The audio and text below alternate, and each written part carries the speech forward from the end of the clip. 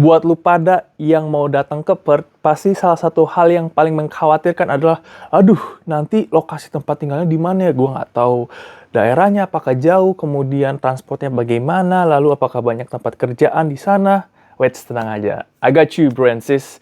Karena di video ini akan coba gua kupas bagaimana tata kota ruang yang ada di kota Perth. Alright, without any further ado, let's dive in.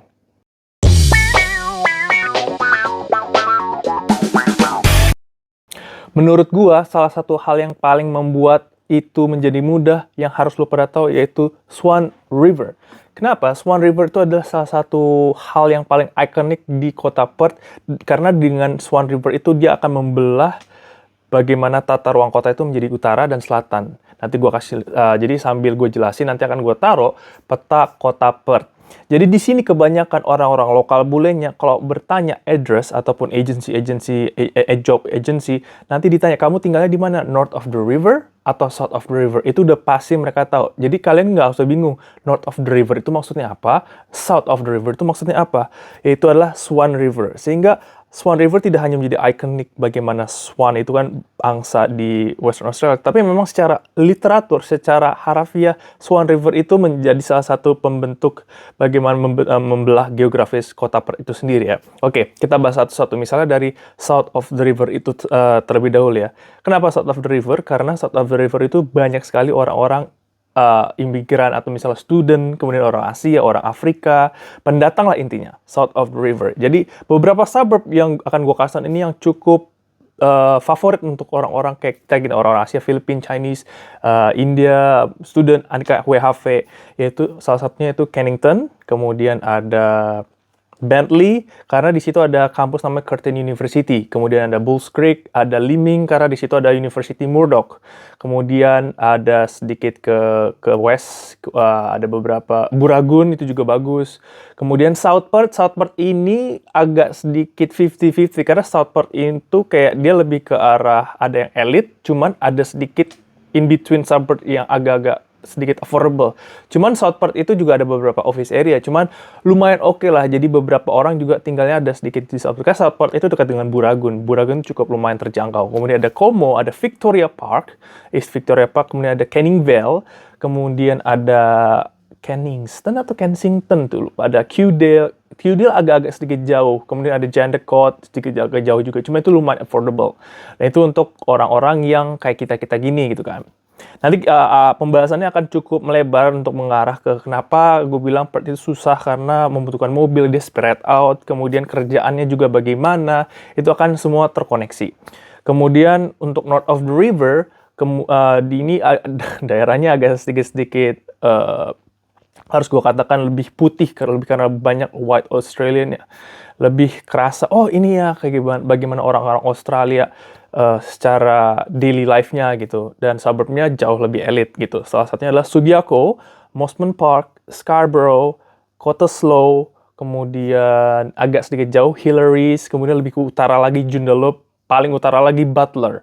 Dan ini semuanya ini cukup menurut gue kerasanya beda banget bagaimana coffee shop-nya, kemudian bagaimana daily life-nya, lagi-lagi perumahannya, bagaimana nanti pagi hari walking by the beach-nya kayak gimana, kemudian pasarnya, kemudian aneka kerjaannya, itu cukup terasa berbeda menurut gue secara pribadi. Meskipun layout house-nya hampir sama, standarnya Australia hampir sama, cuma nanti ketika tingkat bagaimana dari higienitasnya, kemudian road rules-nya, kemudian traffic crashes-nya, traffic accidents-nya, kemudian jumlah banyaknya mobil, macetnya itu cukup berbeda ya.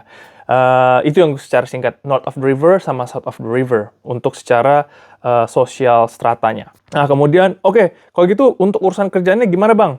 Nah kan tadi gue udah bilang ada yang South of the River itu ada namanya Victoria Park, ada Kennington, ada Canning Vale. Nah ini tiga adalah salah satu golden triangle untuk nyari coffee shop, Asian restaurant, karena di sini semua lengkap. Banyak banget. Jadi ini adalah salah satu udah pasti deh. Mall pun di situ juga ada mall. Namanya Carousel. Cuman mall terbesar itu di suburb Inalu namanya Karrinyup Shopping Mall. Cuman dia bule banget. Jadi beda juga lagi gue bilang kontras gitu. Mall yang terbesar yang ada di Inalu itu di North of the River. Kemudian mall yang lebih affordable atau enggak yang cukup besar juga itu ada di Kennington. Jadi lumayan bisa kalian lihat lagi-lagi north of the river itu kerasanya lebih bule, lebih lokal, kemudian yang di south itu akan lebih banyak, lebih multikultural gitu. Bahasanya lebih enak ya, multikultural. Ada juga mall di Joondalup, cuman jauh banget Joondalup. Itu juga kurang mungkin agak-agak multikultural karena di sana ada ECU namanya, nama kampus namanya ECU, Eden Coward University. Cuman orang somehow nggak terlalu tertarik ke sana karena jauh. Itu naik kereta 40 menit. Anyway, jadi balik lagi untuk urusan kerjaan, itu mostly orang-orang ke daerah South gitu kan. Kenapa? Ya itu lagi gue bilang ya, Kennington, Canningvale, ada juga bahkan di situ namanya bukan kota, Toko Jakarta. Itu toko-toko yang banyak banget kayak aneka one big whole area yang jualan Asian shop. Cuman nggak tahu waktu gue nyampe dibilang kayak Toko Jakarta gitu. Padahal sebenarnya bukan Toko Jakarta gitu, intinya Asian groceries. Mereka yang menjual aneka barang-barang.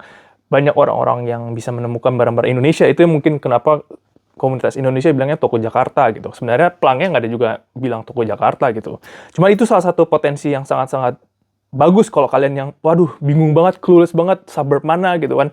Jadi, yang gue rekomendasiin nyari suburb itu yang kayak gitu-gitu, yang dekat-dekat. Dan itu mostly di south of the river. Jadi mungkin kalian bisa ambil kesimpulan langsung, oke, kalau misalnya nyari, langsung aja south of the river gitu loh. Meskipun, oke lah dari south of the river juga ada beberapa suburb yang elit. Kayak gue bilang tadi, South Perth. Kemudian kalau misalnya kalian ke west, Fremantle, itu juga lumayan mahal. Karena Fremantle itu sebenarnya daerah port ya, daerah pelabuhan. Jadi di situ ada pelabuhan. Cuman pelabuhannya itu unik banget, yang gue sempat bilang kan di channel sebelumnya, bagaimana itu turismenya juga oke, vintage banget, ada kampus di situ juga, gue lupa namanya, nanti gue tulis, itu juga kampus lokalnya di WA, itu cukup elit juga, jadi Fremantle agak mahal, jadi in between lah, nanti kalian bisa explore di Google Map ya, dan nanti gue kasih lihat bagaimana di South of the River itu cukup oke lah untuk menurut gue bilang bagaimana nanti kalian untuk starting point mencari, karena ya di situ kayak Bentley, kemudian nanti busnya juga lebih frequently daripada nanti yang kalau kalian pergi ke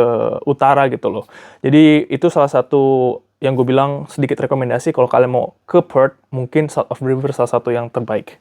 Sekarang berhubungan dengan perlu atau tidak perlunya mobil ya. Nah ini untuk awal ya udah pasti sangat-sangat sulit ya bagaimana membutuhkan mobil, urusan driving license juga agak-agak ribet. Cuman yang mau gue kasih adalah sebuah gambaran bagaimana Perth spread out-nya itu yang gue bilang Joondalup, nanti kalian bisa lihat di Google Map, itu jauh ke utara. Kemudian ada juga yang di South of River yang benar-benar ke bawah namanya Mandurah atau Rockingham. Itu juga ada beberapa komunitas-komunitas orang Asia juga lumayan banyak, aneka kerjaan. Itu it's very far, man. Itu kalau naik kereta, itu kan kalau misalnya dari Mandurah ke Joondalup tuh bisa mungkin, ya, I don't know, maybe an hour and a half, maybe. Cuman, kayak gini loh, kasus-kasusnya misalnya lu dapat kerjaan yang di utara, misalnya dekat-dekat daerah Inalu, atau dekat-dekat daerah Scarborough, Cottesloe, tapi rumah lu di East Victoria Park. Itu sangat-sangat tidak direkomendasikan menurut gue ya, karena itu nggak masuk akal aja. Lu mendingan nyari kerjaan yang daerah selatan aja, Fremantle kayak, atau Buragun, South Perth, itu jauh lebih make sense gitu loh, karena transportasi. Bahkan kadang-kadang di South of the River pun, karena daerahnya agak-agak elit, bus-bus itu pun juga jarang. Itu jadi semakin banyak orang-orang juga kesulitan mencari pekerjaan di Perth ya. Itu sedikit 50-50, kenapa kadang-kadang gue bilang agak-agak nggak bisa gue jelasin kayak, Perth ini gampang nggak sih nyari kerjaan? Karena situasi Perth itu berbeda dengan Brisbane, Melbourne, dan Sydney, karena konteks CBD-nya, ini CBD-nya itu is not as big as the other cities, karena CBD-nya itu cukup, gue bilang ya, gue pernah ke Melbourne, pernah Sydney, Brisbane, ya kecil gitu, sangat-sangat tidak terlalu bisa diharapkan untuk nyari kerjaan di CBD, meskipun mulai beberapa bulan terakhir awal tahun ini banyak restoran-restoran, coffee shop yang baru. Cuman lagi-lagi kalau mau nyari tempat tinggal, buat nyari tempat kerjaan yang di CBD ya harus di luar CBD gitu loh, yang paling affordable. Apalagi sekarang rent yang udah daerah Vic Park pun sekarang mostly ya $200 per minggu minimal gitu, 200 minimal, yang lumayan layak ya, lumayan standar gitu loh. Jadinya kalau misalnya kalian mau agak-agak lebih dekat lagi CBD, harus prepare ya 250, 230. North Perth, Mount Lowry itu juga lumayan bagus suburbnya, cuman ya sekitar segitu, $250, $275. Ya, I don't know like your luck gitu lagi. Cuman ini adalah sebuah realita. Jadi kalau kalian nanti mau ke sini harus ingat ya, North of the River, South of the River. North of the River itu nanti kalian lihat ada yang namanya Hillers juga, daerahnya juga elit banget, bagus banget. Itu kalau kalian mau liburan, jalan-jalan naik bus, it's okay. Cuman kalau mau tinggal, harus juga tahu bagaimana konsekuensinya. Itu kalau misalnya jam 6, jam 7 itu udah sepi. Apalagi kalau winter, kalian datang pas winter itu udah sepi banget, udah gelap, kemudian nggak ada apa-apa, bosen. Kalau mau ke city juga harus naik bus, naik kereta, pulangnya juga nanti nggak frequent banget busnya. It's all connected. Jadinya untuk nyari kerjaan, strateginya bagaimana, yang pasti dari Facebook Group atau di mana. Cuman kalau kalian udah tahu petanya seperti apa, nama-namanya itu seperti apa, itu menurut gue akan jauh lebih efektif buat kalian sebelum datang ke Perth. Itu aja sih, semoga membantu bagaimana pemetaan kota Perth dalam kalian membaca dan mengatur strategi kalau mau datang ke Australia menggunakan WHV ataupun student. Semoga bisa membantu informasi singkat ini, dan apapun itu kalau misalnya masih kurang jelas silakan lagi komen ataupun langsung DM aja ke Instagram gue. Oke teman-teman, as usual, stay safe. Bye-bye.